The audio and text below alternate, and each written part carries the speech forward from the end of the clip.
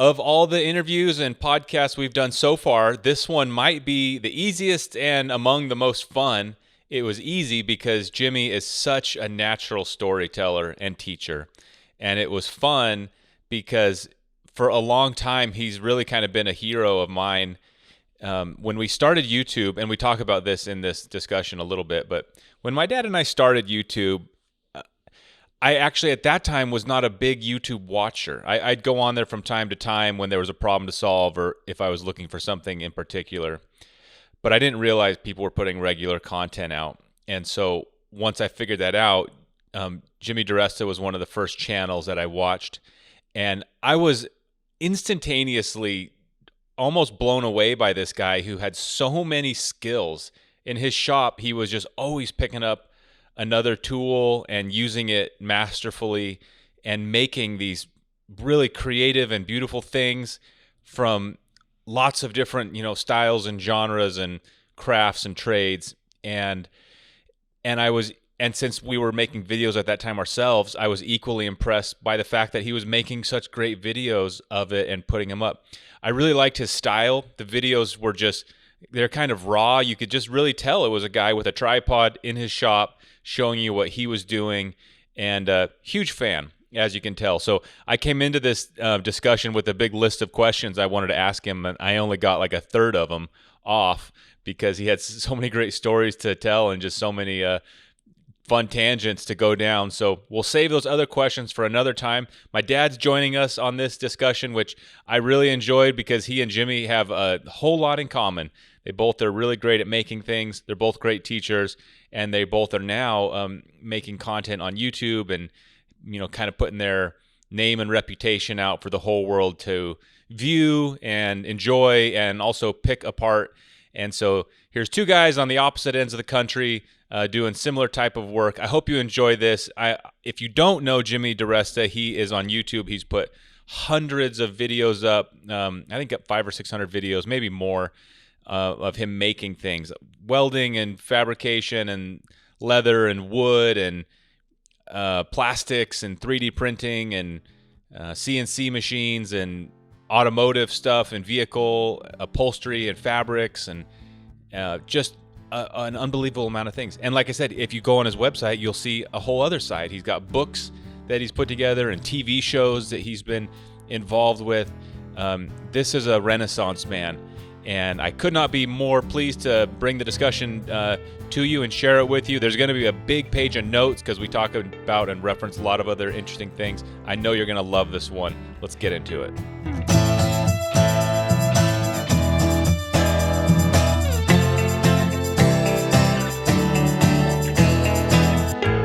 So, Dad, I didn't tell you this, but we had our scheduling thing threw us a curveball, and Jimmy thought we were starting at 4 his time, which would be much more normal. Now it's 10 Jim. in New York. So that's my first question. I actually like working late at night. For me, it's like my brain is finally up to speed. What's your work schedule like? Is this like normal working hours, or are you like staying up late for us? I notoriously sleep like 4 to 5 hours a night. And it's funny, a lot of because people see me answer emails and post and do various online things at the oddest hours. And it's notoriously fans will send me a message and I'll hit them right back at 3 a.m. and go, what are you doing up? Yeah.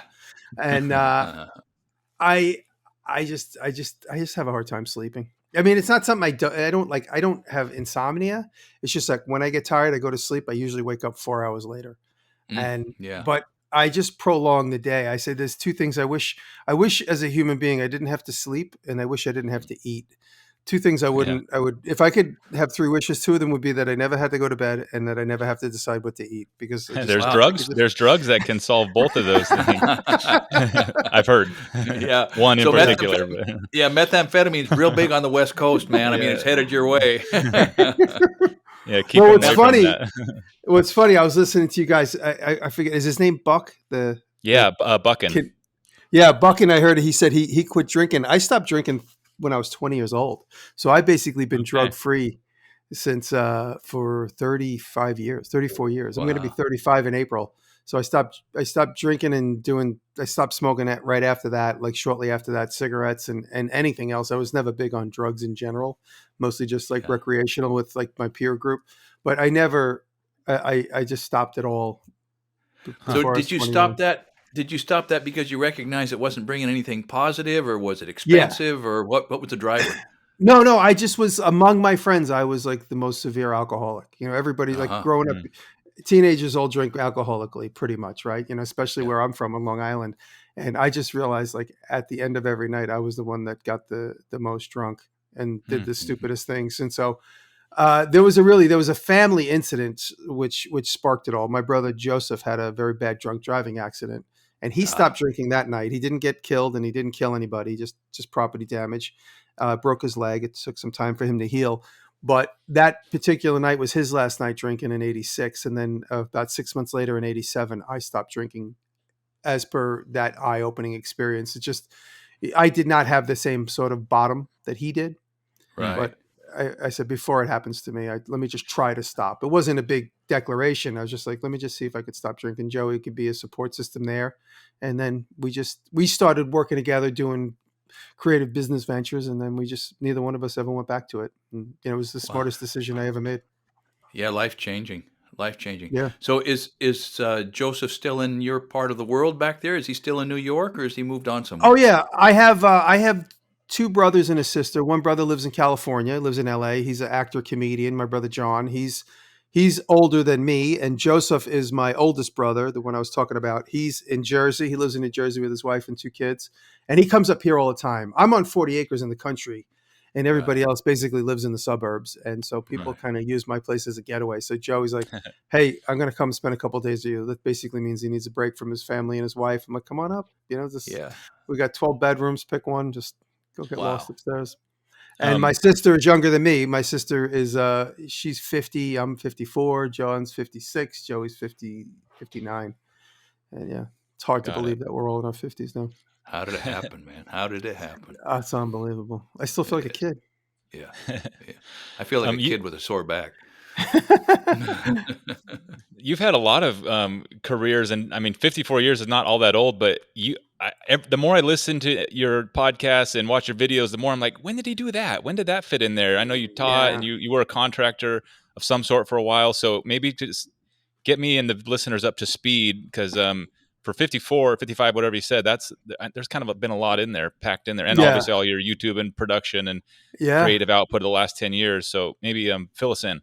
Yeah, well, quickly, I went to high school. I graduated high school in '85, and the 3 last years of my high school, 10th, 11th, and 12th grade, I went to half the day to architecture school.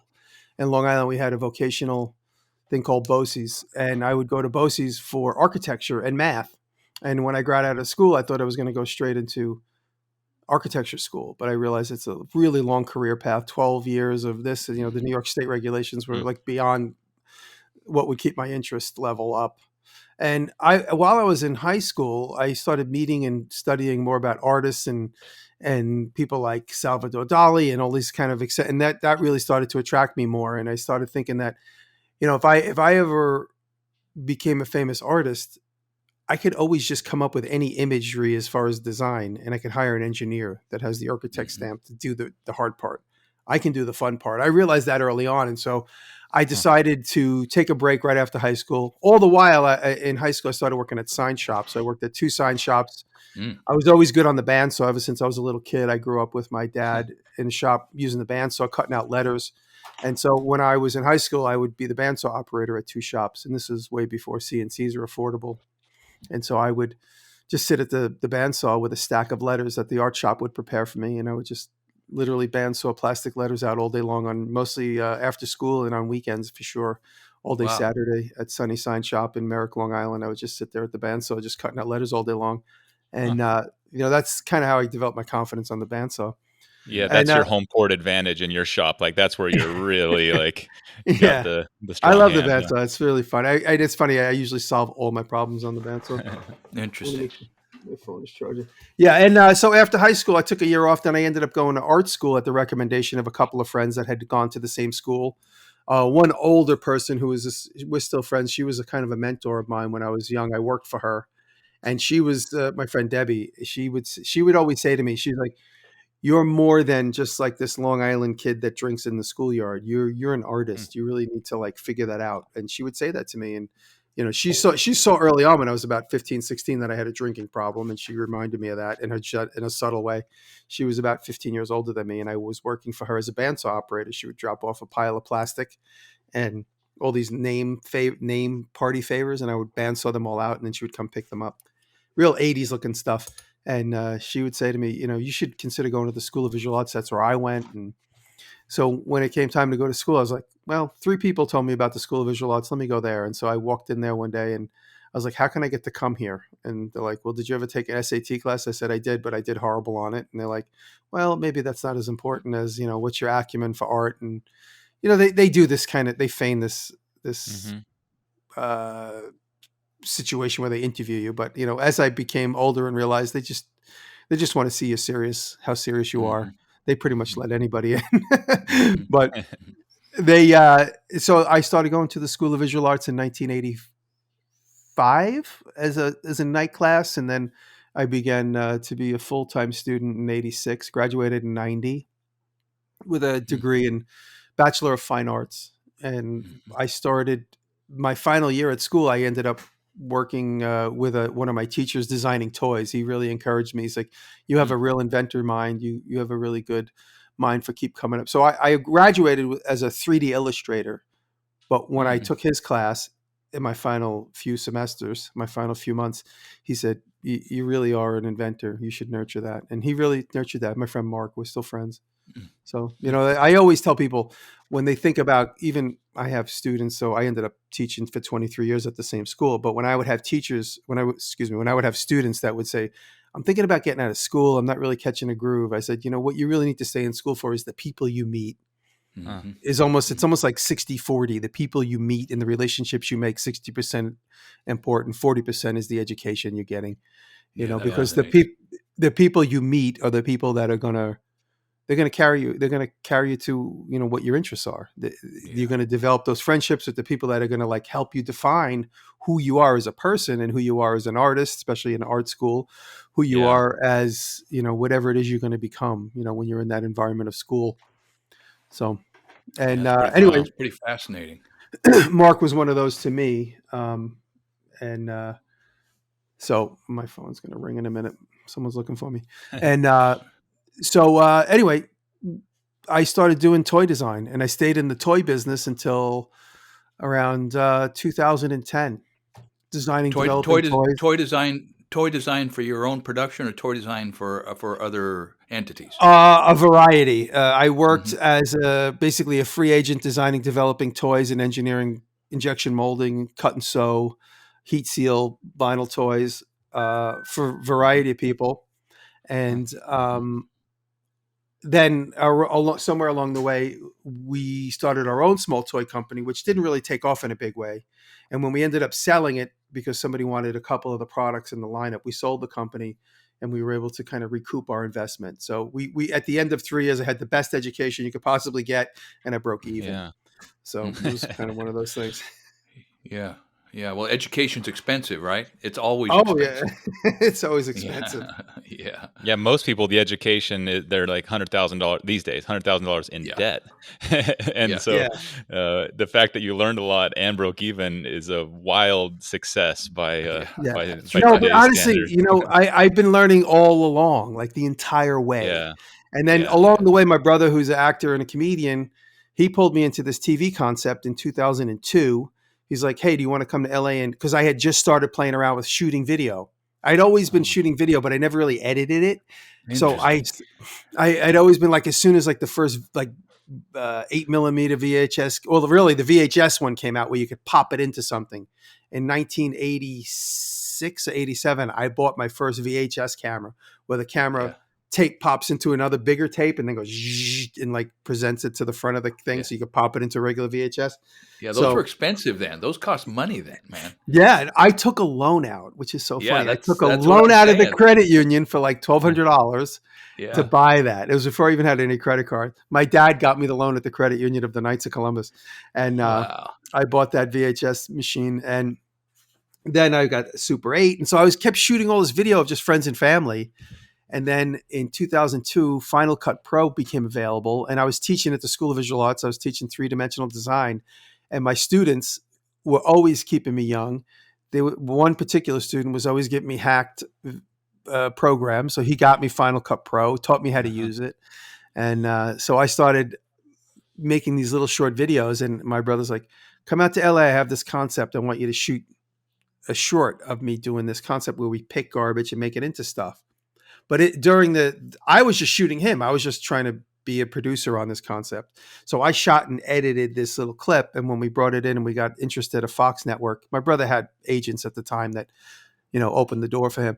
And we got a meeting with Fox. And in the meeting, the guy looks at me. He's like, "What is your part of all this?" I said, "Well, I'm the guy that's going to be behind the scenes thinking of all the ideas. My brother's the comedian actor." And he steps back and he goes, I've told this story 100 times. He steps back and goes, "Well, you're the brother that can make stuff. You're the brother that's funny. Why don't you just be the brother that makes stuff on camera, and you be the guy that makes stuff funny? You okay with that?" And I said, "I'm okay." I said to John, "I go, you okay?" He goes, "Yeah, I don't have to pretend to be making stuff because it's not what I want to do." And so we shot a pilot. He goes, "Let's shoot a pilot, see how it looks." He looked at me and goes, "You okay to be on camera?" I'm like, "Yeah." I wasn't even at all what the intention was to go into that meeting, which was so funny. It's like one of those moments in life where you look back and you go, "Wow, it's not at all what I wanted out of life, but I'll do it." Yeah. And so we started this little duo, this on-camera duo, which we ended up shooting. All the while, I was always still in the toy business, because you do a television show and it's like literally like you go into this time capsule for 3 months and then it's over. And you think like you're in a career, but it just literally abruptly ends when the schedule ends, and that's it. Yeah. And it's like you just spit out the back of the conveyor belt, and it's like, okay, go back to your life. Nobody cares about what you just did. Yeah. And so you see these actors, like, these successful actors, and they're like between projects. They're all literally between projects. So there's like nothing to do until something else comes along. If you're not creating your own, your own world. Yeah. Yeah. It doesn't feel like that, though. I know some of those actors in between things, it can really feel like even a contractor between jobs. Like you do wonder, like, is another one gonna come? Oh. It's not always like, a guarantee. And I'm sure. No, I mean, I've lived the life. I've lived the life of the freelancer. Even when I was in the toy business, I always was trying to develop several streams of income. I worked for a company full time. I should re-say that. I worked for a company part-time, but they had me on the books as full-time so I can get medical, so they could give me full medical. So I had full medical coverage from them, even though I'm very lucky. I'm very fortunate in my life that people saw in me what I almost didn't even see in myself at the time. They're like, you're an artist. There's no reason for you to sit at a desk all day long. Just do what you do. Come in. Let's have a meeting maybe 3 times a week. Come into the office. But in the meantime, go to your shop, play around, tinker, come up with ideas, nurture the ideas we have. Whatever idea you come up with, bring to us if you think it's for us. If it's not for us, well, you could just give it to whoever else you want to work with. And so that was a company called Natural Science Industries. So I started working with them in 91, 92. And I stayed friends with them even till now. Like, I'm working with Walmart. I still call my friend Andy, who owned that company. He's retired now, but I still call Andy for advice. He's a great guy. So I've been lucky. I met some really wonderful people that saw in me, what I would become before I knew where I would become. Kind of like a free agent artist that is free to tinker, think of things on my own, not constrained to any sort of corporate identity. So what you're describing that I'd never really thought of. So, Nate mentioned a contractor. A contractor is a hunter-gatherer, right? You 100%. Go out and you find something, you go out and you find it and you kill it and you drag it home and you eat it, and then you go out the next day and look for something to kill. And I had never really thought of artists in the same way, that you're always hunting and gathering and hunting and gathering with no residual. You're never planting seeds and harvesting a crop, in the fall. You're living by your wits moment by moment. And so I kind of have a question for both you guys, because Nate's lived that life too. The people who don't have that experience, who never have that hunter-gatherer experience and the insecurity of working without a net, where does their rush come from in life, and where does their how do they avoid becoming completely risk adverse? And they go skiing. They take extreme sports, right? They make Alex Honnold, they make a free solo rock climber their idol. But I mean, there's a thing that you can only learn living by your wits, right? Yeah, it's funny. because of the life I've led, I'm basically fearless. And of course I have fears. I don't want to hurt myself. I've hurt myself on tools. I don't want to do that again. You know, I've gone completely broke twice, but I never went bankrupt. You know, I've gotten to the point where like my electric bill, let's say my electric bill is $150. I'm like, you know what? They'll be happy with $50. They can't shut my electric off because I'm showing some initiative, you know, and I've been there several times. And so that makes you fearless, especially just being at my age. I'm in my 50s and I've been through so much, and it's always been, you know, favoring positive. Like I had moments where I injured my hand. I cut my pinky off, which is another classic Diresta story where I cut my pinky off on a table saw and they sewed it back on. They cut it. It cut nearly like 90% through. So it was just hanging into my hand and they sewed it back on, you know. So I've had some really high highs and some low lows, but it's like the stock market. It always slowly, like if you look at my trend, the trend is, it always trends up. So, you know, I keep a very positive attitude. You know, any setback is only ever going to be temporary, and it's trending up because you knocked off alcohol when you were a kid. I think it's a huge part of it. You know, it'd be trending the other way. It's never been a factor, you know, in my adult life. Drugs, alcohol. You know, I don't have to worry about, you know, lung cancer because I stopped smoking when I was a kid. You know, it's just all the vices that we all put on ourselves. And, you know, not to say friends and family drink socially, they're totally fine. You know, it wasn't for me. It wasn't for me that I just didn't have that life. And, you know, so I was like, you know what, I live this life of extremes where it's like, I have to know everything about it or I can't know anything about it. It's like, you know, the same thing with, you know, I have a very addictive personality when it comes to food, alcohol, skills. You know, it's like, I have to know everything about it or I just, I ignore it until I know everything about it. And then, about other people, Dad, I've felt this way and I get along with these people great, but people, let's say even like a police officer or a teacher, someone who has a wildly different career and outlook. Sometimes I even feel like it's almost like you're not the same species anymore because they are terrified when I tell them about my life or business, like, oh, I don't know what I'm going to do next when I got out of flipping houses. And these people were like shaking in their boots for me, like, oh, you got kids, your wife doesn't work. What? They were like so terrified. And I was kind of like, I'm going to be fine. And your analogy of a hunter is good. When a skilled hunter has those skills, it's like if the elk herd moves on, they'll kill rabbits or something else. And they can have some confidence in those skills even. And if you don't have those skills, it's really hard to visualize what it would feel like to have them. So I don't know. I think there is something to that. After years of being in a type of mindset, you kind of are. It's like anything. You're less afraid of it. You know, when you experience something, the fear kind of goes away. And so I'm sure all of us, if YouTube got deleted from the internet tomorrow, I don't think any of us would really lose much sleep because we'd figure something out. Even though now it's coming. You know, something like that's coming. Whether it's YouTube gets canceled or it's inevitable. Some big server somewhere gets hit by a missile. Who knows what could possibly happen? You know. Yeah, for sure. Anything, for sure.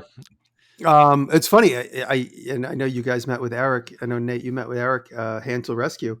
He sends me a message one day. He goes, all my videos are gone. And he's so deadpan. I'm like, whoa, what's going on? He goes, and I looked and I was like, they're showing up for me. He goes, well, my whole channel is deleted. He goes, maybe you like reload your server. Anyway, it was a panic. I was panicked for him because this could happen to anybody. You know, a few hours later, he said they recovered it all. He said it was just a glitch in the system. But, you know, you get confronted with that and you're just like, whew, you know, it's like scary. It's scary. Yeah. But one thing I wanted to remind you guys, or just you reminded me to I left out a little piece of my career in and around. So the TV shows come and go, and you know you can't really count on them. I realized early on you can't. I did like 5 TV shows with my brother, which is a lot because none of them were ever big successes. They were all just like, wow, this could be the one, and then it went away, and then it wasn't the one, and then I go right back to what it was, designing and developing toys. But we ended up doing a show called Hammered on HGTV, and right after I did that show, a friend of mine got a job with an interior designer, and she's like, hey, can you build this cabinet for us? And I was like, I guess so. I never really built any finished furniture for anybody but myself. And I was never like a finished carpenter or finished craftsman. I would make like my set of a set of shelves out of plywood and nail together and put all my tools on it. Built some furniture for my own self, but now working for this interior designer, this friend of mine, again, a lot of people saw in me more than I saw in myself. She's like, you could build this. This guy just wants a cabinet. The budget's $7,000. You could build that. I'm like, you can do that. $7,000. That's tell me more. in my, like I learned early on too, like, don't say what you think it's worth. Just wait for them to tell you. And you could say, yeah, I could do that. Or you just go, you know what? That's a lot less than I need. If they say the budget's only $1,000, can you do it? I was like, yeah, no, I'm sorry. I can't do it. You just say respectfully, I can't do it. It's not worth my time. And then when they go $7,000 and in your mind, it's like 2 days worth of work, you go, yeah, I think I could do that. Yeah, I'll make it work. All right, cool. Yeah. And so that was my first interior design project. I built this like wall hanging credenza with three drawers, 1, 2, 3, and middle, left, and right, that holds the remote controls and some VHS tapes and whatever it was. I was like, CDs. I was like, yeah, I can make that. And I began doing it in around 2005, designing toys, pitching shows occasionally, and doing interior design. And that's really like just under fire. Hey, can you build this headboard out of a big giant piece of ragged edge slab, live edge slab? Yeah, sure, no problem. Can you build this and then I just on the fly just started learning how to build cabinets, and just started looking at, I always say the best way to learn how to do something is just to go look in a dumpster and see. If you happen in New York City, you could see everything you want in a dumpster. And you could just look at a cabinet and just like rip the door off. Oh, okay. They're using those style hinges. Okay. That's an overlay hinge. Oh no, that's an inset hinge. Let me see this cabinet slot, so you look at like ripped up construction sites and you start seeing the interior of how things get made, and you make a mental note, and you go home and you like get a gig to do something similar, and you go, okay, I can remember that time I saw that cabinet. Let me, you make a mental note.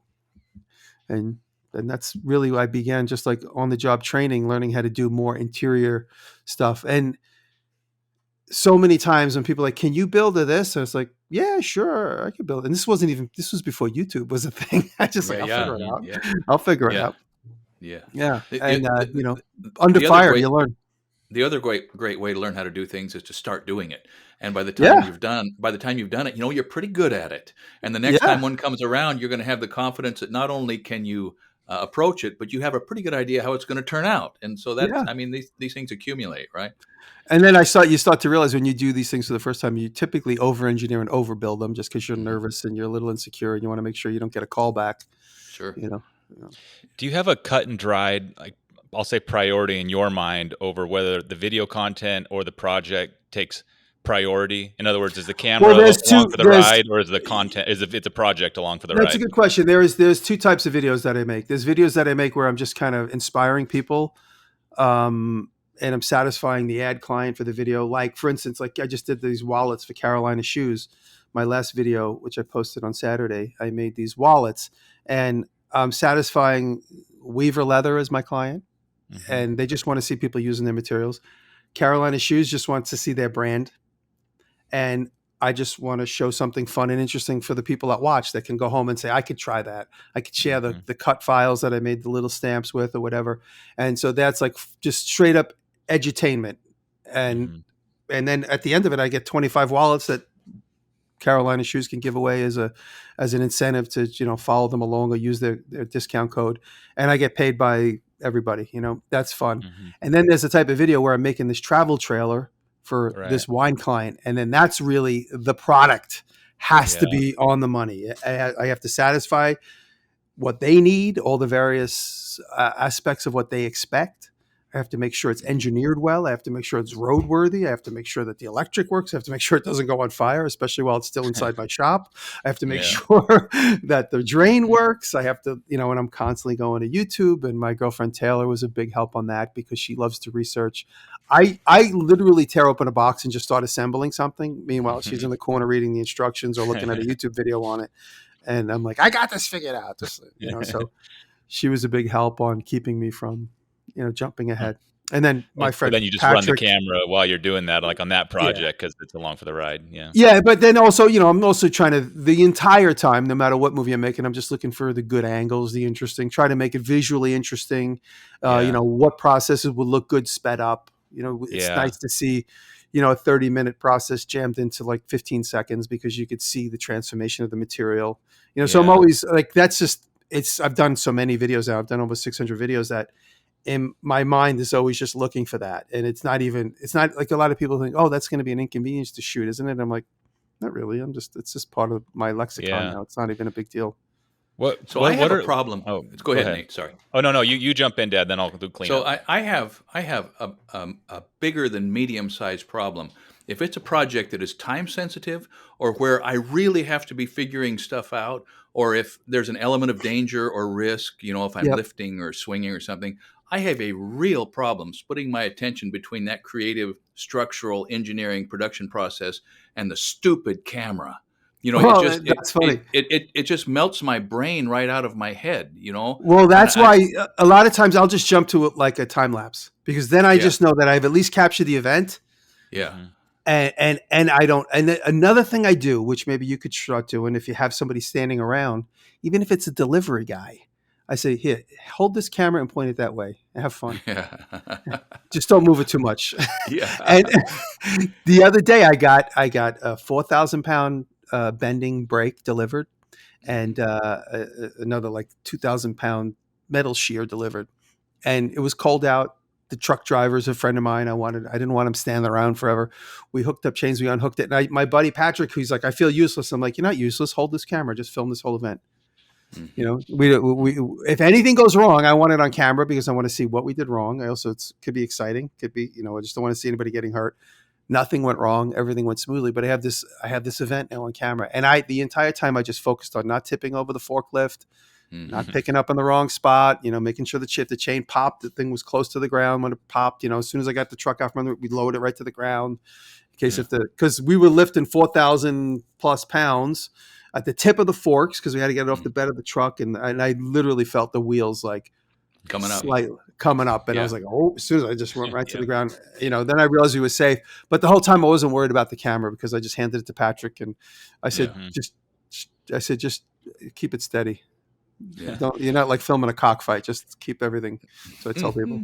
When we started this morning, go ahead, Nate. Oh, when we started, I thought of the camera for a long time as like maybe like a paint roller or something where it's like, as long as it's pointing that direction, I'm good. And that's fine. Yeah. And what I would do a lot of times would be like pan the camera across really quickly, thinking I was like just getting it all real quick. And then in editing, I'd be like, oh, why didn't I slow down? Da, da, da. Yeah. Anyways, I heard you say you'd be thinking about interesting angles on it. So I remember when I started thinking more that way, like, oh, this looks fine, but it would look a lot better if it was, I don't know, up closer. So what are the interesting like shots that you're looking for, even if it's something sped up? Most people don't notice this, but there are a lot of times in my shots where there's a camera right in scene and I'm shooting with another camera. So I have that choice. I could choose this GoPro angle right here that's right up underneath, or I could choose the SLR camera, the digital SLR, which is capturing kind of more of like the crispy. Because I use a lot of the GoPros, but you can't really count on the footage that much. Yeah. There are full videos that I shoot with the GoPro or the DJI, but the footage is always a little crunchy. It's not great, especially when you shoot in interior lighting. Those cameras always are really designed to work better in the sunlight. So I will shoot if I have the time. If it's not an event, Scott, like you were talking about, where you really got to focus on the work at hand because it's either dangerous or because it's it's timely. With the digital SLR, I'll shoot wide and I'll just take a 1 second break, just refocus the camera and then keep working. And then if it's still going long, take another refocus of the camera. I just literally just move the tripod. And in some cases I leave the tripod move in almost like as a transition. But if I cut it out, it just immediately looks like another camera angle. So much so that we shot a television show for Discovery Channel, and the producer of that show, my friend Ronnie, right? Like when I first started doing YouTube, right after my project with Ronnie in 2010, he was like, everybody be like, oh, how's YouTube going, Mr. YouTube? Like, everybody kind of thought it was like less than TV, right? And a lot of people still do. And Ronnie calls me one day. He's like, can I ask you a question? I go, yeah. He goes, how many people work for you? I go, what are you talking about? I go, nobody works for me. I work for myself. He goes, how many cameras do you shoot with? I go, I usually shoot with one. Once in a long while, I use a GoPro as a second backup, just as more of like a establishing wide. Because but I just watched this thing with like the camera switched 6 times. I go, that was the same 5 minutes. I just moved the camera 5 times. He goes, it looks like you're doing like a 5 camera shoot. I'm like, yeah, it's a tripod. It's a tripod, and I moved the tripod 4 times.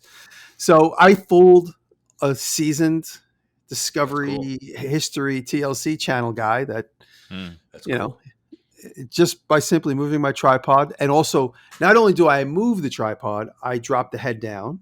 I fold the legs. I'm constantly like snapping and unsnapping the legs. Like, I always have blood blisters in my fingers from those like little snaps on the tripod pinches. Yeah. Huh. That's neat. Yeah. When we started really making videos online, it's probably 2017, and to this day, you're still like the king in this space. And at the time, you were also. And I remember thinking, I think that was right around the time you were building your new shop, or at least talking about it. In fact, I think one of the first we started October 17th with Kyle. Yeah. And we had watched you like we started in 2016, I think, but I think somewhere along the line you said like, I think we're going to build a shop. And anyways, it's been a little while now. And if you were doing that shop over, now you're like well settled in, would you do it different, or what's the final verdict on? No, now that you're settled? Love it. I love it. It's perfect. It's perfect. I do have a space for a second floor, which we will eventually put in.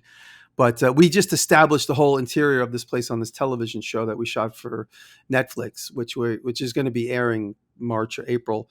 And so as soon as they say that they're not picking up a second season, I'm going to put the second floor in. We kind of established the room in this. So if they do a second season, we want to kind of keep it the same. And I'm in no rush to spend another $40,000 for a second floor, for electric lights. Just a second.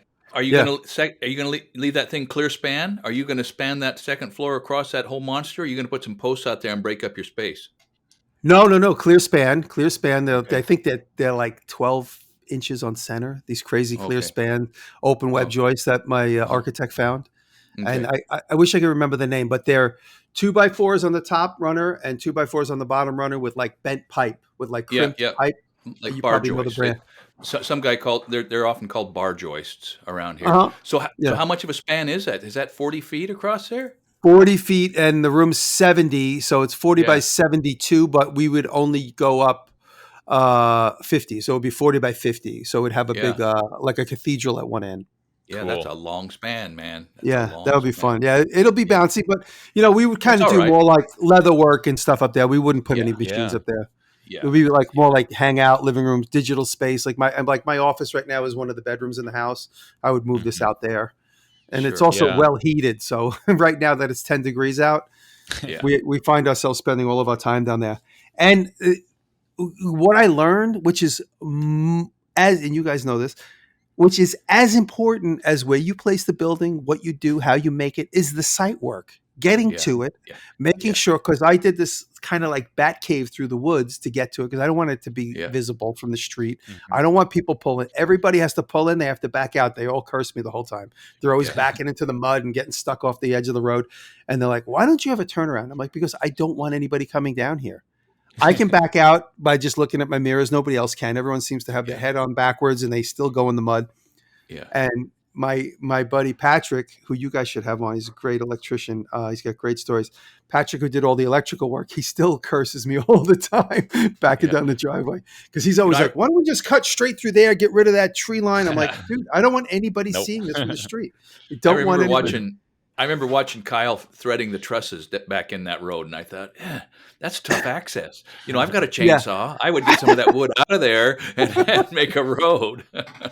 Well, the ash beetle is taking care of that. So I've lost probably 20 trees going down that road because of the ash beetle. And a lot of them are still standing. I got to cut them down. But it's tragic what's going on. There's so many dead trees in my woods because of the ash beetle. That's wow.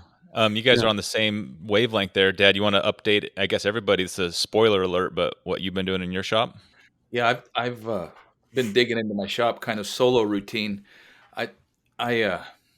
My wood shop, I've got a beautiful old table saw showing up. Okay, so Are you familiar with Dave Engels Coach Shop in Montana, Joliet, Montana? He's the guy that built the Borax wagons, traditional. Yes. He's got a couple of videos where he's making wagon wheels and stuff. He's got a lot of videos, and he's terrific. He's authentic. I mean, he's a wheelwright. He's a wagon builder. He's a blacksmith. He does the upholstery. He does the pinstriping. You guys would have a lot to say to each other.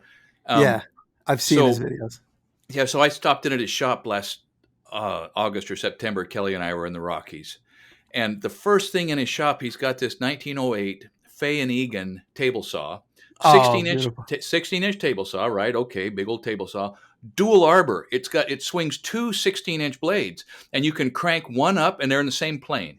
You can crank one up, and it starts spinning if you want a coarse, a rough cut, for ripping, and then you can crank a finish saw right up in the same slot, same table. No kidding. It's got a sliding table on one side. It's just a beautiful old 2,700-pound table saw, right? Wow. So I just made a big deal out of that when I was touring his shop. He's just a generous, gracious, just a great guy, right? So he walked me through his shop, and we uploaded the video. And 2 days later, comes an email from the tip just way up in Maine. Okay, I'm going to leave the place unmentioned. But a guy says, "Hey, I work at a college up here, and we've got the sister saw. Do you want it?" Kidding. And I said, "Man, twist my arm, So that saw is now in Oregon. It's going to be delivered to my shop day after tomorrow. So Fantastic. I have the corner of my shop. It's been pretty rough, man. That I've been doing my contracting woodwork, just rough work out there. I'm upgrading. I'm enclosing. I'm making it heatable. I cut a post out of my pole barn, and I put a couple big beams in there to reestablish the bearing condition. And so we're doing a massive overhaul to create a real wood shop, and going to have that beautiful old saw as a centerpiece. Which leads me to a question about bandsaws. I want to get a pretty good-sized bandsaw, pretty deep throat on a bandsaw that'll swing a pretty wide blade, because I want to resaw some stuff. I want to be able to swing some big stuff in there and resaw.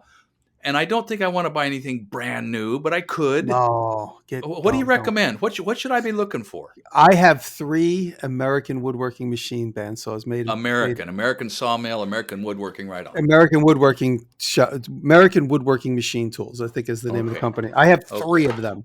They are incredible. And you want to get one that's the heavy duty one. It has the full cast base bottom. I'll send you pictures. I have 2 of them. Great.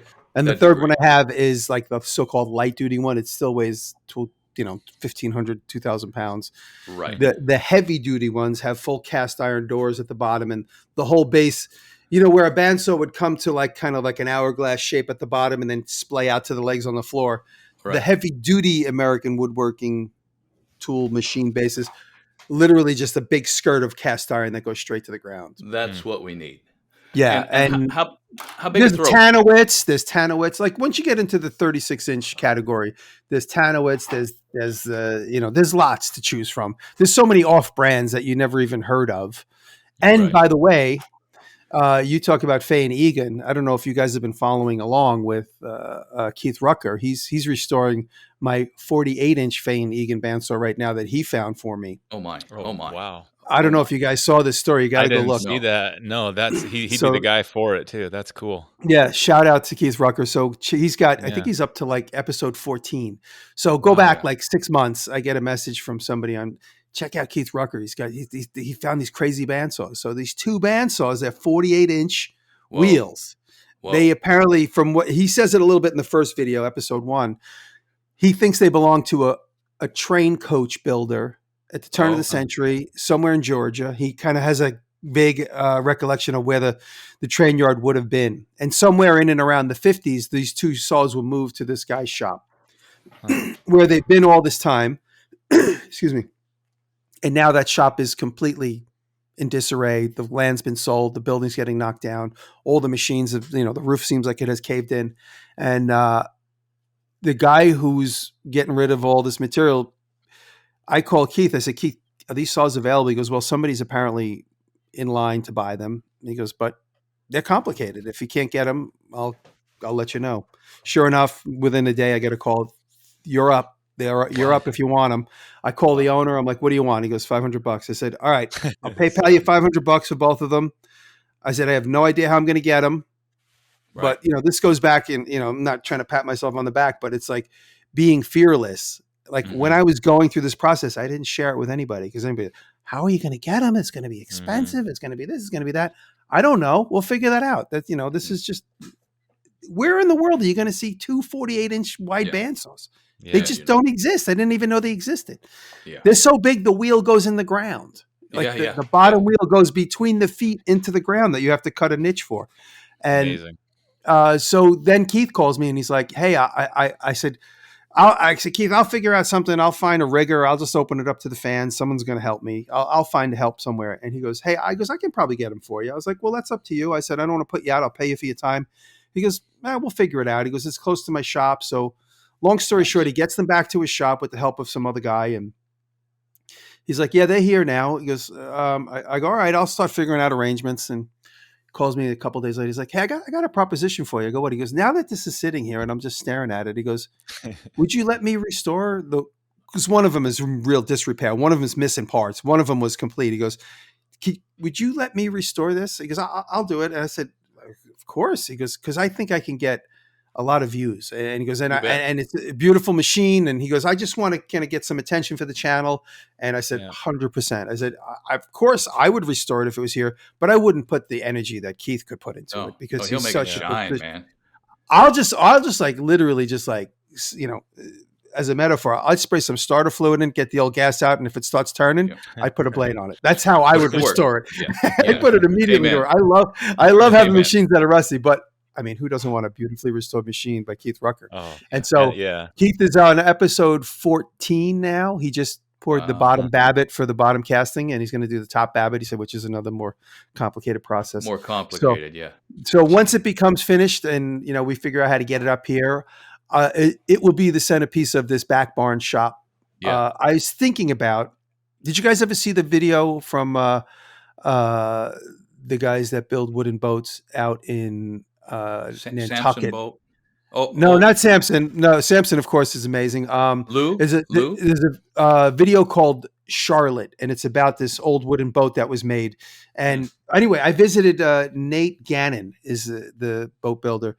I visited Nate's shop with Nick Offerman about 6 years ago, and Nate had a big giant bandsaw. He goes, we had nowhere to put it, so we just built a roof over it. It's outside.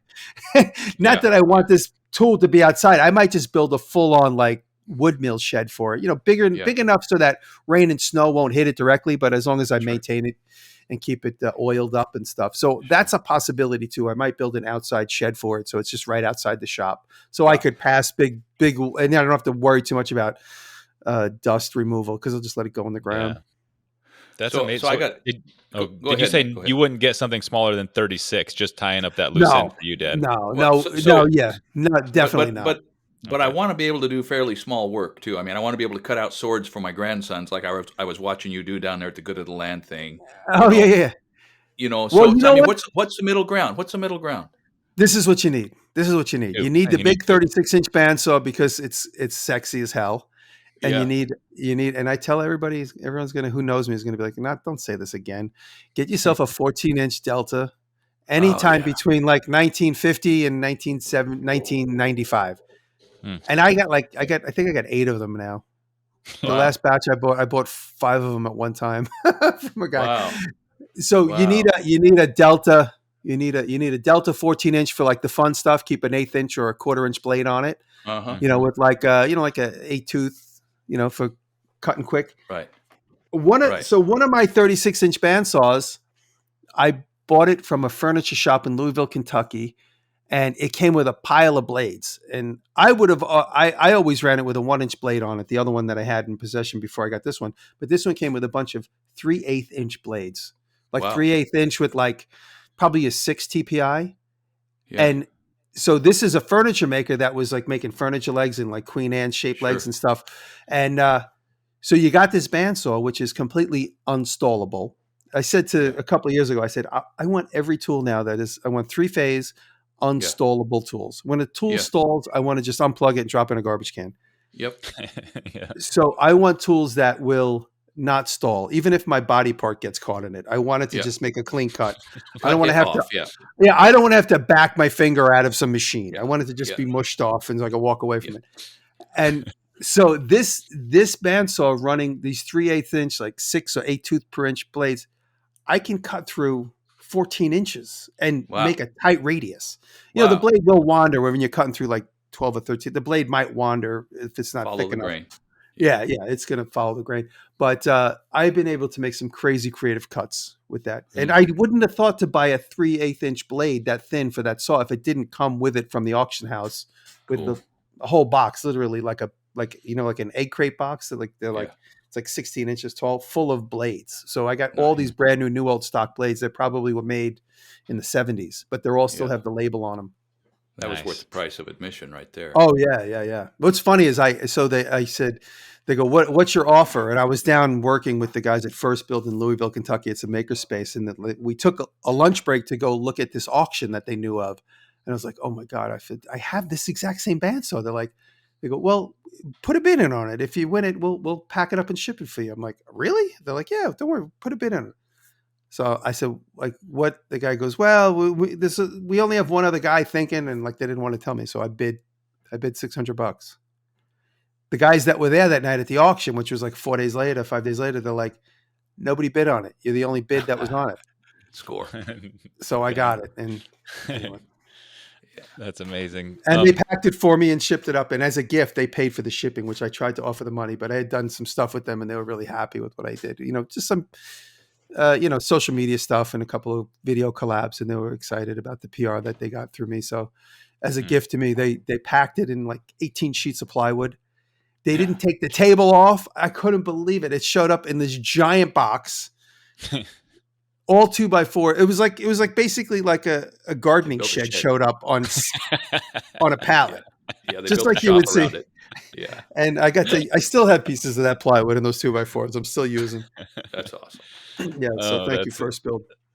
Yeah, so get one of each. Get a 14-inch and a 36-inch, and you'll be happy. All right, noted.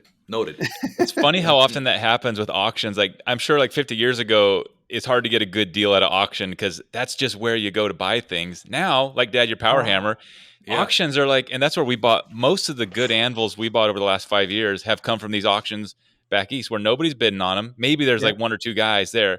It's just so funny. And whereas like eBay and the more internet things that you would think would get a bargain on it, like are, horrendous pricing. But anyways, these auctions are just wild how that happens all the time. Like I don't get it. I don't understand when, like, let's say a giant company goes out of business. I guess it's just a wash. They don't even care if they make money because they just got to get. They got to get out of the. They got to get out of the. That's the it. leads, It's like so they got to. The property's got to get turned back. Yeah. Yeah, it's crazy because you can. Like there are some guys like Liam Hoffman that take full advantage of these things, and he gets the most crazy equipment because he's willing to hop in a truck and drive wherever it is to get it. He's got all the equipment to unload, offload, which I'm slowly acquiring. I mean, I got myself a backhoe now, and I got forklift. I got a nice new, reconditioned, really new. It looks new, but it's reconditioned from a forklift company. It's very trustworthy. Where I went from one that was like intermittently would go in reverse, intermittently would stop, intermittently would start, so I went from like that. I went from one extreme to just like the way it happened with my last forklift. I bought it off of Facebook Market. It happened to be from somebody that I knew. When I saw it, I was like, hey, I'll come get it. He's like, it needs a little work. I was like, for $3,000, it's a great forklift. So I got it. Then once I tried to get it, we brought it in for service. The guys came, picked it up, and they gave me a sheet, $15,000. Like, this is what it'll take to get this forklift trustworthy again. And new transmission and this and that and all new lines. And I go, well, what do you got for $15,000 for sale? Yeah. Go, you could keep that one. I said, tell me what you got. And they go, well, we got this new one coming in. It'll be $18,000. I was like, all right, just put my name on it, bite the bullet and just do it. How's your forklift project? I know it's been wintertime, you're doing other things, but the first video was fun when that showed up. And how's that? How's that? The backhoe. Along? Oh, the backhoe. Sorry. Yeah, the backhoe. Yeah. Nothing. It's just sitting. I mean, it runs, and I got all new I got new lights for it. And my buddy and I were talking about a plan of attack for trying to figure out where the electrical problems are. Yeah. And it seems like a lot of the electrical problems are in the fuse box because there's almost no fuses in it. So, and I tried finding some manuals, but those old machines, they're quite literally hand built by a team of guys like us. So it's not like a automobile. Like Right. these old, especially the ones like back in the days. I mean, I know you had Andrew Camerata on a couple months back, or a couple years back, and I can only I got to pick his brain eventually. But yeah, bring him over. He'll get that thing lickety split. Just, yeah. no But problem. hydraulic engine, everything, that's great. I replaced one hose. It's just the electric. And then when I flipped the switch once and the fan came on and it smelled like nothing but, mouse pee. So I was like, that's the problem. Someone's like, every wire is probably chewed to hell. Yeah. And, so if I can I actually got the wiper going, which I couldn't believe because I fiddled with one of the fuses. So the fuse box and the lights and everything are still just as is because I'm waiting to do that transformation for the video. So it's great. I love having a backhoe on the property because it starts right up no matter how cold it is. I haven't moved it lately, but last time I needed it was to pull my car out of the muddy backyard because there's a couple of spots where there's like, I got about 4 acres of grass and occasionally I drive onto it right after rain or whatever. And it's like, I always think I'm good, but it's not good. Yeah. Right. Up to a certain point. Yeah. You mentioned Buckin, and he mentioned when Buckin was on that he had like the gift of gab at a young age or something like that. And he clearly does. The guy's so charismatic, so easy to listen to. And I'm wondering with you, Jimmy, and Dad, you speak to this also, but have you always been good at communicating and teaching and talking, or is this something that has just gotten better after decades of doing it, now that you've been, talking to a camera for so long, or is that I've gotten better at it. I've gotten better at it, but it's a funny story. I'll tell you a funny story. These moments where you realize you have a problem.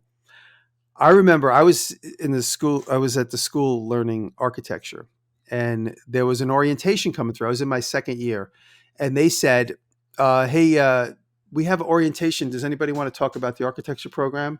Jimmy, are you interested in talking about I said, yeah, I'll do it. And stupidly, I realized I had never spoken in front of an audience ever in my life. All of a sudden, I walk into this room in one of the other classrooms, and there's like 30 kids and their parents. So there's like 80 people in this room walking the facility, looking at all the different classrooms. We had boat building, architecture class. We had auto mechanics, nursing, dental work. It was like, all vocations. And I stood up in front of the class and like, Jimmy, could you tell us what architecture is like? And like, that was my intro. And I was just like, I totally pulled the Ralph Cramden. I turned bright. I felt my face get hot and red, and I just froze up. I was like, architecture is fun. And I like got off the podium. And I remember thinking to myself, like, this can't be a hurdle that I have to go through every time. This has to be for some weird reason, I thought I just had the ability to do that. And then I didn't, because I just got locked up. But hanging out with my brother, who was a stand-up comedian. So it wasn't until maybe 8 or 9 years later that my brother decided to be a stand-up comedian. But hanging out with him and hanging out with all of his friends, he hung out with several comedians, and just the gift of gab and just talking and learning. And then what really got me out of got me comfortable speaking is I decided to teach the class. When they invited me to teach in 93. That was my first year as a teacher. So I remember my very first class. It was like a flashback to that day, talking in front of the students in high school. And while I was a high school student at that time. So now here I am, graduated from college, teaching my first college class 3 years after I got out of college. And I spoke fast. I rushed my way through the very first orientation of my own personal first class. And as time went on, I got more comfortable. I was able to find the subtleties in the conversation and interact with the students and have them give me things to talk about and have them get me on tangents. And soon, by the end of that semester, I would talk until the bell rang, until it was time. But like, they were all like standing, waiting for me to finish my final thought while they were all standing at their desk, ready to go to the next class. And so I began to be able to fill 3 hours easily with just chit chatting. And then the most important thing, like when we're talking, is bouncing concepts off of each other and going back and forth. We're all like-minded, so it's easy to talk, keep things going. I'm a Jordan Peterson appreciator. I appreciate that guy for a lot of reasons. And I was listening to one of his podcasts, and he was speaking to this point about standing up and speaking, and not just speaking, but having the intention of conveying something useful and something that people might try to utilize, which brings its own pressure, right? And he said, he threw out a number that he said, if you have about 10 times as much information at your disposal as you need in your presentation, you're not going to have any trouble. So 100%. if you've only got 2 or 3 times as much information at your disposal as you might need, you could easily really sort of collapse. And so what I just heard you describe was gradually accumulating the information until it was, figuratively speaking, at your fingertips. And in that moment, suddenly it was no problem to hold forth. And I've recognized that in my life too, that as you get something that approaches some sort of mastery on a particular topic, you can stand up and engage in a conversation and follow the tangents that people throw to you and hit the soft pitches and take a couple strikes and then get ready to hit the third ones that comes by. It just gets so much easier when you have more to say. It's funny that you say that. And I guess I never really consciously knew that, but I always thought, for instance, well, I guess I did in a way. You articulated it a little bit differently than I thought of it. If I got to go up and do a lecture, I'll put together a slideshow, and it might be just phrases on, I forget what the program is on Apple that you use to, it's like a picture of a podium. I'm looking at it now. So Keynote. Whatever that Keynote, right. So if I do a Keynote setup, which is like a PowerPoint, if I have 15 slides and every slide is worthy of 2 minutes of conversation. There you go. I have 30 minutes to talk. Or if it's 45, I make sure that I have 2 minutes per slide, and some are going to be 10 minutes. Some are going to provoke 15-minute, some are going to provoke a 5-minute dialogue. Some are going to provoke nothing. So if I just keep it as an average, so when I do a PowerPoint, like I'm going to go do Workbench Con, and my buddy Patrick, the electrician, I could talk about Workbench Con and talk about how the maker movement is, so wonderful. And that's sort of inherent. I don't really need to go up there and like pat all of ourselves on the back. I'm going to talk about my shop, and I'm going to bring Patrick up, and we're going to do a Q&A about how he helped me design the electric for the shop. And he talked me into using 3-phase. And so I have a series of photographs, and we're just going to go through probably 30 photographs of the shop in various states of manufacture or various states of construction, and talk about the trough that we dug, and to go to the street pole, and talking to the electrical company about putting in 3-phase and what the difference would be for the equipment. And so if I put together 35, 40 slides, we're going to have plenty to talk about. And so and it's going to be potently informative, which is the most important thing. I've edited my dad's videos a lot and listened to him teach and talk, and I've noticed this like trick even that you do, Dad, and I've heard it from a lot of other people also, where they will, and this is like a hack. It's like anybody can add this little technique, and where you, Dad, will sometimes say something twice. For example, don't leave your don't leave your OSB outside in the rain uncovered, and then you'll say it again. Let me repeat that. Don't leave your OSB outside in the rain uncovered, and that's such a helpful trick. That's an example of one where what you're actually doing is collecting your thoughts of where you want to go next. Or I've heard somebody say something like, they'll be like, okay, listen up. This is super important what I'm going to say next. And that's another trick that I hear guys say from time to time. And now that I've been paying attention to people speaking, I'm like, oh, it is important, but you just need a minute to think about it. What it is. And like leaving dead space is fine also, but there's just these little tricks that kind of like in the shop, Jimmy, like you do all the time, like, oh, if you just this and that, look at that trick, and now you do it. And these little tricks, even with communication, that make someone better than they would be without the trick. Maybe a tool is a better word. Yeah, it's called rhetoric. It's called rhetoric, right? And we don't think of that, and we don't study it in classes. But if you pay attention to the way people write and the way people speak, you're going to pick up on their rhetorical devices. There you go. And then you have to just judge for yourself, because there's a guy that I like. I like the way he writes, the way he thinks. He's a scholar. His name was Hugh Nibley. And his definition of rhetoric is making that which is true appear false and that which is false appear true by the use of words. Well, I try to avoid that particular application of rhetoric, right?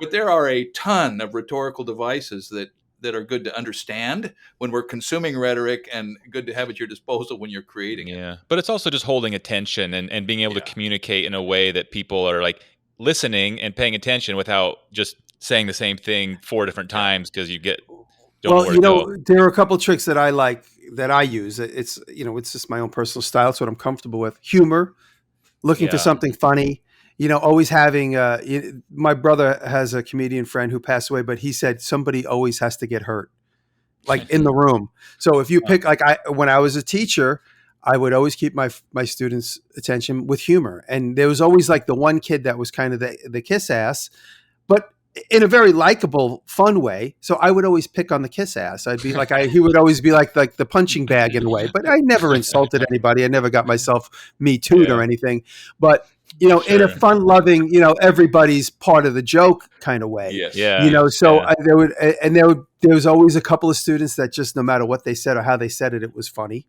Yeah. Because, they just like you got 25 art students, you're going to find a couple of Jim Ignatowskis in there, there's always going to be somebody that just makes that lightens the mood because of either the way they look or the way they talk.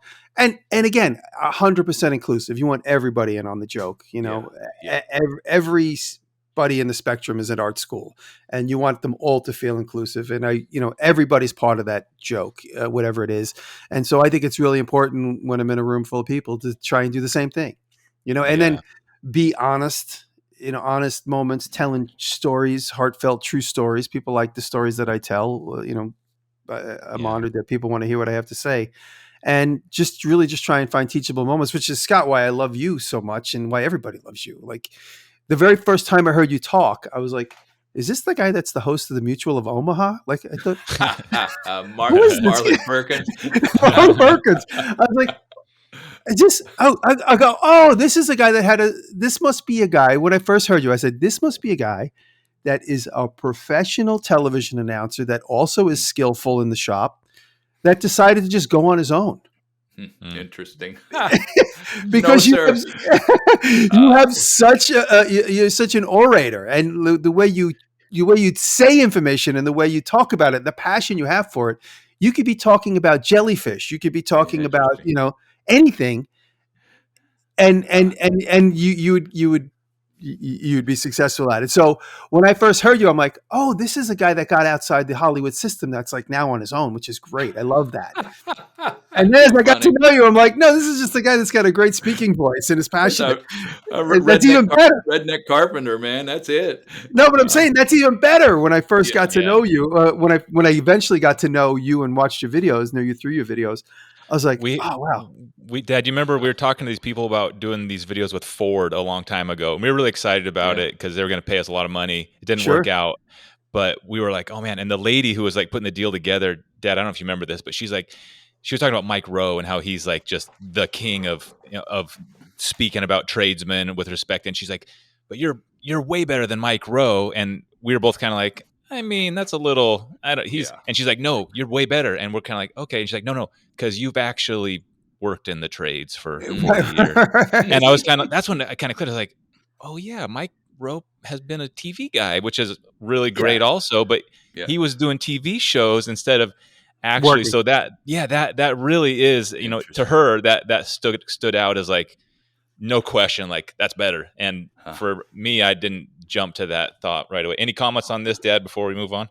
Oh, I don't know. I actually, no, I probably don't have any comments, but I will say that I grew up a musician, sort of a low-level Dixieland jazz musician, played semi-pro for a while, and Kelly and I have been playing around. What do you play? What is your instrument? I play the trombone, Dixieland jazz tailgate trombone, and 2 years ago I bought a doghouse bass because my kids all play guitars and fiddles now, and I was useless on a trombone, right? So I bought a bass, and I've been learning that. And then, true confession, about a week ago I bought a C tuba because I thought, well, that's great. I like a bass line. I'm a low brass guy, so I spent some time in front of audiences and with a microphone on my face, singing and playing, and so that.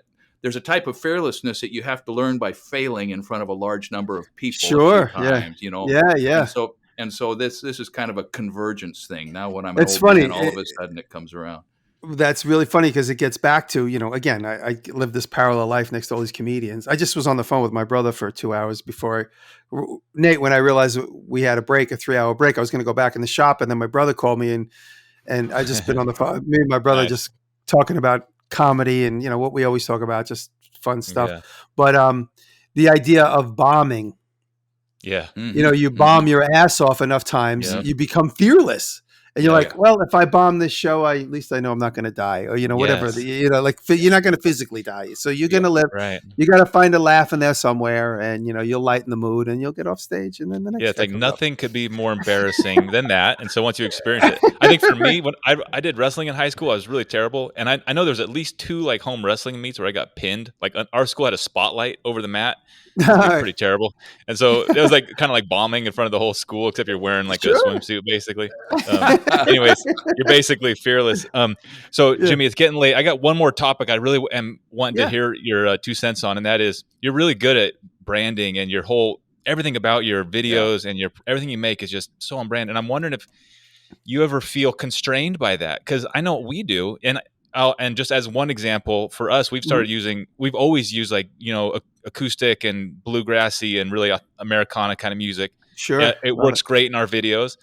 And I felt for like the last year, like, oh man, I'd love to use some other kind of music, but I feel personally like, well, we can't, because this is our brand. And 1 or 2 times I tried, and the audience is like, turn that. What is that? That is, right. They were not into it. So, anyways, I'm wondering if you feel anything like that, not just with edits, but maybe even the projects you make. Do you ever feel like I think that?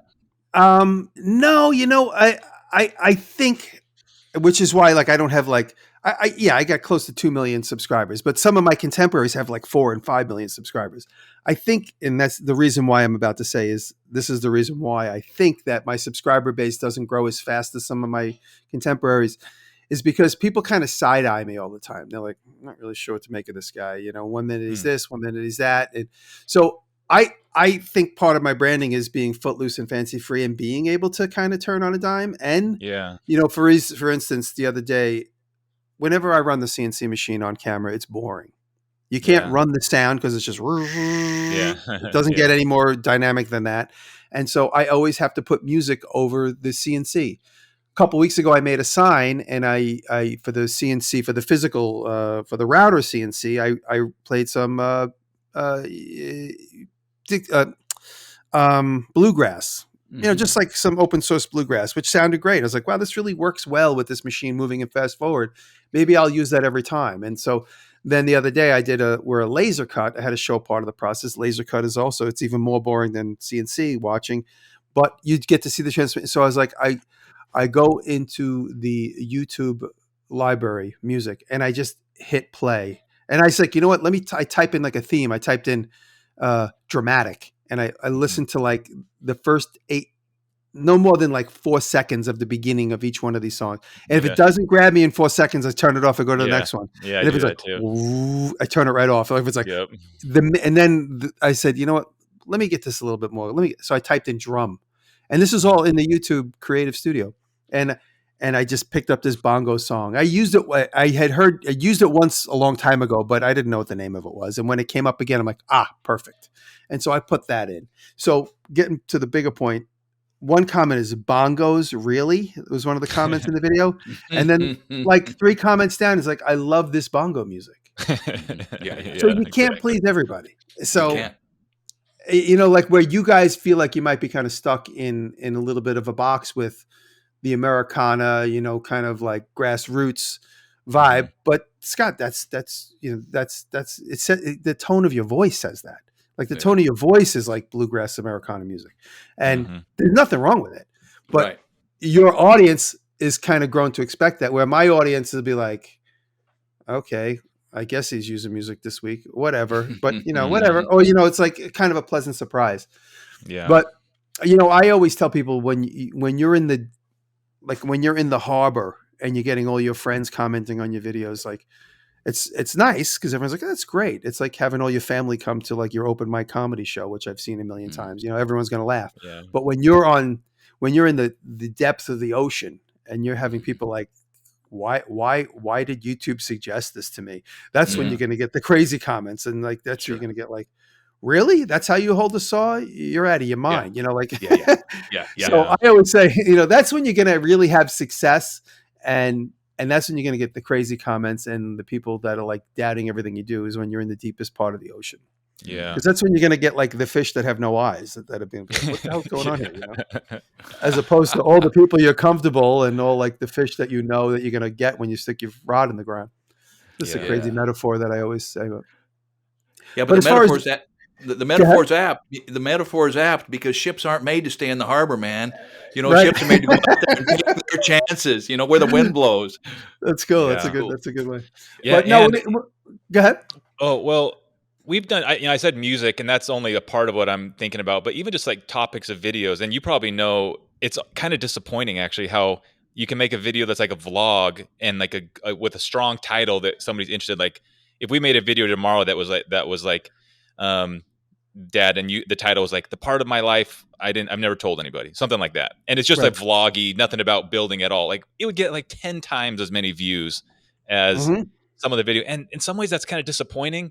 It's Yeah. also like I don't know how to feel about it. You've done really well at just like kind of sticking to your thing no matter what. It's easy to like through the have that pandemic, temptation, but we've done okay. We do other vlogs and mail videos, and you do as well. You go to conventions and film, so I think we all are doing okay at I was keeping the doing brand open. vlogs. But Yeah, I was doing vlogs for a while. I did about 90 vlogs, and I always say they're not done. I just taking a break from them. yeah, And in between, I'll do like leatherworking videos, which never do great, but yeah, they're sponsored, so I get paid well. But then there's anytime I do like a blacksmithy kind of experimental thing, those tend to do well. Lately I don't know what, like the trailer video did well, like the part one of me building the trailer from scratch yeah. that did 700,000 views. That's like my most viewed recent video within the last maybe year or half a year. But now it's just a total crapshoot. There's so much competition. I used to break 100,000 in a day every single time I posted. Now I'll break 100,000 in a week. Mm-hmm. But at the same time, and I've said this in my own podcast recently, I'm producing music. Every video I make is just another song, and that could stand alone no matter where it goes. Whether it ends up, there's a Roku channel that's going to be announced soon. I'm afraid to say it because I might get in trouble, but old content is going to this Roku channel by a popular theme company that we all know. They're going to announce it in the first week of February. So this Roku channel has harvested videos from several makers. They had an opportunity to put this personal channel together, and so they harvested makers. Did they ever reach out to you guys? Are you guys going to be on a special? We've had a few of them reach out, and it's one of the things that we just couldn't deal with at the moment. We probably gave them. I don't know. I remember somebody. I even had a call with somebody about it, and at the time we just didn't have the room to figure it out. But no, we're not a part of this one. Oh, anyway, and then I'm on Facebook with a company called Jelly Smack. They take my old videos and put them on there. So, like I said, if YouTube right now is the platform that's like waning, particularly for makers or for me and a couple of my contemporaries, it doesn't. It's not. I've had a 10-year run on YouTube, and I did pretty good, and it's opened up so many doors for me, and so many friendships, and some of my closest friends have come to me in the last 10 years. Yeah. I've gotten so much more than just monetary out of it. And, that's what I got to remember. And, if YouTube starts to die for me personally, there's so many other opportunities. March last year, Walmart called me and said, "Hey, can we put some of your products in our store?" I'm like, yeah, sure. So my products are going to be in Walmart going into the middle of February. And that's because of YouTube, because, just being out there and presenting yourself. Even people say to me all the time, they're like, what can I do that's any different than what all you guys have done? I'm like, it's just like the way your voice is different than my voice. So is your skills, your techniques, the things that are, that are regular for you are going to be a learning moment for anybody else. So I think even if you go into it and they're like, "Oh, well, I'm not going to get a million views," like you just might, you never know. Yeah. And if you guys know Chris Cash, Mount Phillips Metalworks, Chris Cash, he's got one YouTube video that hit 1 million views. He's got one. He's like, "I don't do YouTube." He's always jokes about, I don't care about YouTube. He's like an Instagrammer. He put up one YouTube video, blacksmithing a bottle opener. It's probably at 5 million views now. This is a couple of years ago. He's got one video on his channel. It's got 5 million views. That's 3 minutes long. He's got perfect record. It just shows you that like everybody's got something to say, and sometimes, it just might not be the success that you see in other people immediately, but everything takes time to build. And it's the opportunities that you take. Like my channel started popping when I started working with Make Magazine in 2013. And that's when, I was doing the channel for over a year and a half before that. And I was just bumping along. But then when I started working for Make Magazine, my videos are on their channel and my channel, and everyone's like, "Who's this guy?" So I started getting traffic from them, and then that just grew from there. Yeah, but, amazing. You won't know until you get in there. You won't know until you get in there. And in some ways, it almost increases the like I mentioned a vlog, Dad. Like if we did a vlog, with some personal story, nobody else can make that. A lot of people can make a bottle opener and probably do a better job than we could in every aspect of the project. Nobody else could make a vlog about something you learned in your life, Dad, that you want to share. And same with you, Jimmy. You guys both had so many things that that word saturated comes up. I've heard it in like every business I've been involved with. There's been like a point where people around me are like, "Oh, that's starting to get saturated," and people quit. And I don't know. I don't really know if I understand that concept very well, because like in a creative thing like YouTube or just creating things out of thin air, how could it be saturated when there's like an unlimited world of creativity to make things that nobody else has done or say things nobody else has said? So no, like when you've had like a rich experience, like I've been able to build up, and Scott and how you guys have gotten, you could make a 10-minute video about pulling nails. Right. Because you've pulled so many nails in your life that this goes back to the other day. I walked into a shop. These contractors are going to help build the rest of my barn. And one of his new guys was pulling nails in the background. And I was watching him pull nails. And I had to bite my tongue 15 times to say there's 50 easier ways of pulling those nails than you're doing now. He's literally like yanking the top of the hammer from the very the nails at the tip of the fork, and he's just like bang, bang, bang, bang. I'm like you could pull every one of those nails without stressing or making sounds. But I had to bite my tongue, and then I thought to myself, that's a video teaching people how to pull nails correctly. You're right.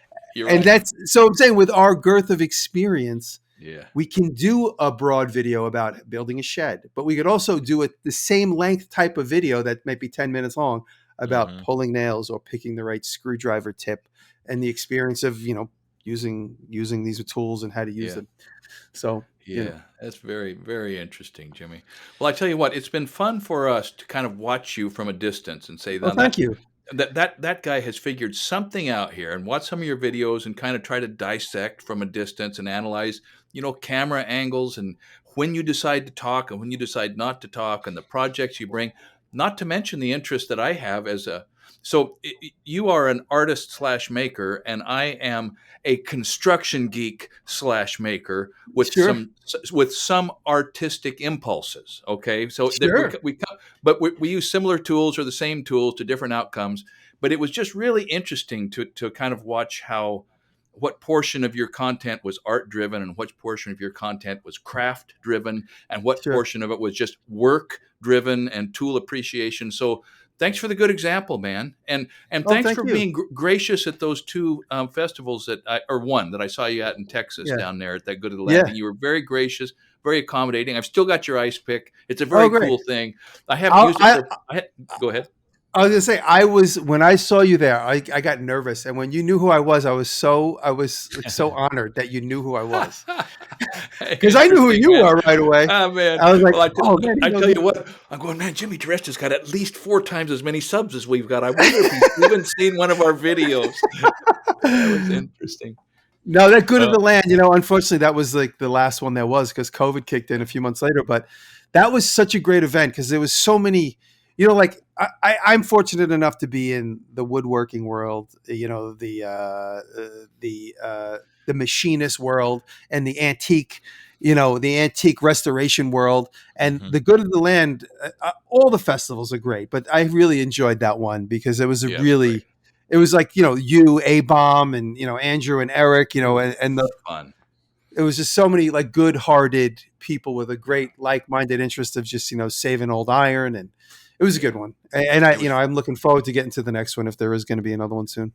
Yeah, I'm sure it's only a matter of time that those were a huge success, and everybody's interest in all these things has only grown. And your guys' podcast. In fact, we should say that if you guys made it to the end, Jimmy's got 2 podcasts. They're both amazing. I love how conversational and natural, and I feel like people really get a great look at who you guys are in the podcast from your videos. I think it's an amazing companion to the content you guys all make. So check those out. We probably mentioned a dozen other people in this conversation, so we'll put all these links in the description as well here. And yeah, Jimmy, thanks again for coming on. And sure, guys, thank you for having me. I was honored when I saw it was from you guys. Like, oh man, it's gonna be a good one. Yeah, well, we'll keep doing this regularly. This is a lot more. I don't know. It's a lot more relaxing and helpful to have conversations like this with people, fellow travelers who are dealing with some of the same puzzles that we are. That it's always kind of energizing to speak with somebody. A lot of people we know are kind of like, what are you guys even doing?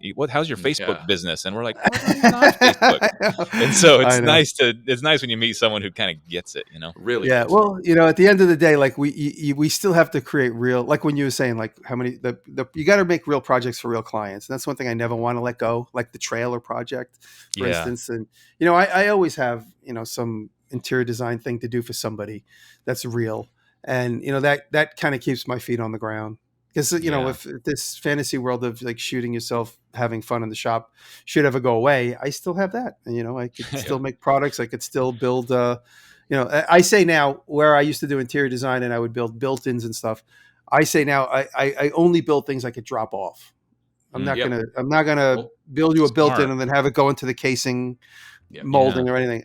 From now on, I just build things I could drop off. If it's a cabinet, if it has to be hung on the wall, I'll build steel legs and you could prop it close to the wall. Yeah, I'm not going to hang anything on the wall. So that's because smart.